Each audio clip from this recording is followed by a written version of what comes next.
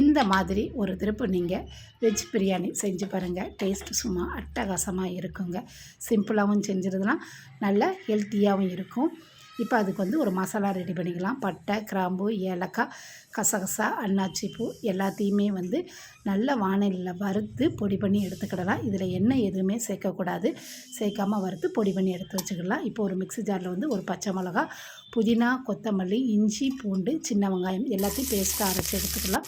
இப்போ குக்கரில் வந்து 3 ஸ்பூன் எண்ணெய், 3 ஸ்பூன் நெய் ஊற்றி நல்லா வெங்காயத்தை வதக்கி எடுத்ததுக்கப்புறமா தக்காளி பழம் போட்டு வதக்கினதுக்கப்புறமா நம்ம அரைச்ச இஞ்சி, பூண்டு, புதினா, அரைச்ச மசாலா, சிக்கன் மசாலா, காஷ்மீர் சில்லி, வத்தப்பொடி, இப்போது உரித்து வச்சுருந்தா உருளைக்கிழங்கு, ஒரு 5 நிமிஷம் வந்து வெந்நீரில் போட்டு வச்ச காலிஃப்ளவர், மில் மேக்கர், கொத்தமல்லி, புதினா எல்லாத்தையும் போட்டு நல்லா கலந்து விட்டுக்கோங்க. இது நல்லா கலந்து விட்டதுக்கப்புறமா நம்ம ஒரு பிரியாணி இலை போட்டு ஊற வச்ச வெள்ளை கொண்டக்கடலை 2 ஸ்பூன் தயிர் ஊற்றி நல்லா கலந்து எடுத்துக்கோங்க. நல்லா கலந்ததுக்கப்புறமா இப்போது பிரியாணிக்கு தேவையான அளவு உப்பு போட்டு நல்லா கலந்து ஊற்றி எடுத்துக்கோங்க. இப்போது நான் வந்து 1.5 டம்ளர் வந்து அரிசி எடுத்து வச்சுருக்கேன். அதுக்கு 1.5 டம்ளர் தேங்காய் பாலையும் ஊற்றிருக்கேன். இப்போ எல்லாத்தையும் நல்லா கலந்து விட்டுக்கோங்க. இந்த ஸ்டேஜில் வந்து உப்பு காரம் செக் பண்ணிக்கோங்க. ஒரு ஸ்பூன் நெய் ஊற்றி கொஞ்சமாக கொத்தமல்லி இலையும் போட்டு ஒரு 2 விசில் வச்சு எடுத்திங்கன்னா சூப்பரான சுவையான வெஜ் பிரியாணி ரெடி ஆகிடுச்சு. இதுக்கு மேலேயும் ஒரு ஸ்பூன் நெய் ஊற்றி நல்லா கலந்து எடுத்துக்கோங்க.